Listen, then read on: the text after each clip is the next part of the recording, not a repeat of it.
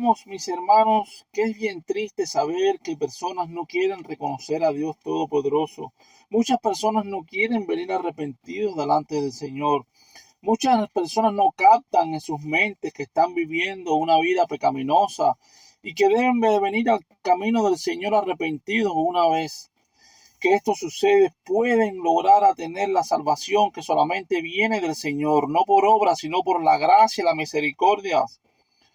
Muchas personas, pero recordemos, mis hermanos, que cuando ocurre esto que dice, nuestro relata Lucas 15:7, que habrá gozo en el cielo por un pecador que se arrepiente.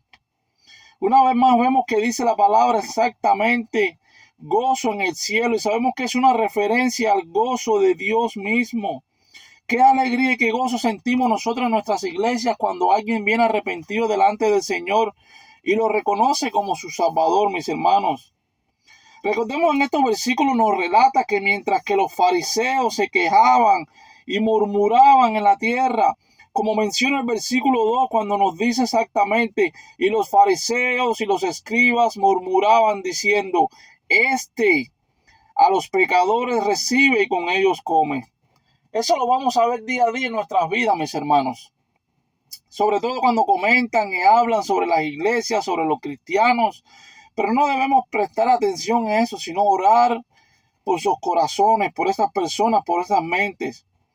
Pero sabemos que el Señor se goza cuando alguien viene a sus pies, cuando alguien viene y reconoce que ha vivido en pecado toda la vida y pide perdón delante del Señor y acepta a Jesucristo como único Salvador.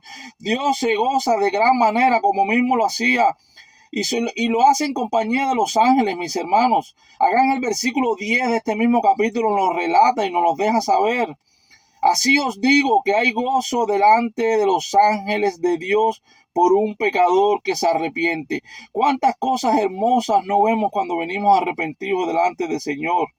Sin embargo, este mismo versículo nos da a entender que esto es más importante que 99 justos que no necesitan arrepentimiento. Es decir, la persona que hoy en día vive diciendo, yo soy bueno, yo hago bien, yo no le hago mal a nadie, yo no necesito ir a la iglesia, yo no necesito arrepentirme al Señor, Dios me quiere como soy. No, mis hermanos, véanlo como dice este versículo exactamente.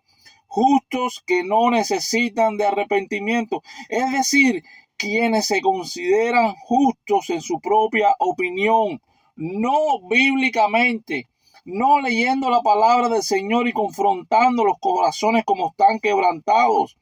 Recordemos este mismo libro en el capítulo 5, versículo 32 del libro de Lucas. ¿Qué nos dice, mis hermanos? Exactamente, el Señor no había venido a llamar a justos, sino a pecadores al arrepentimiento. Ese es el llamado que nosotros hacemos mediante el Evangelio, mediante la prédica. Venimos a llamar y a rectificar a los pecadores para que enderecen su camino y vengan al arrepentimiento delante del Señor. Esas son las prédicas cristocéntricas que hay que hacer día a día en nuestras iglesias sobre el arrepentimiento, mis hermanos, como dice la palabra del Señor. El Señor no vino a llamar a justos, como lo vemos en el libro de Lucas, capítulo 5, versículo 32. El Señor ha venido a llamar a pecadores y debemos confrontar eso en nuestras vidas con las personas que no conocen al Señor. Si vemos más adelante, en el capítulo 18, en el versículo 9, también el Señor nos deja entender más sobre esta palabra.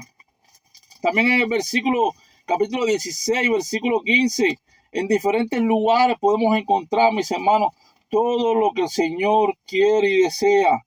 A unos que confiaban en sí mismos como justos, menospreciaban a los otros, dijo también esta parábola. Y es cuando comienza la parábola del fariseo y del publicano.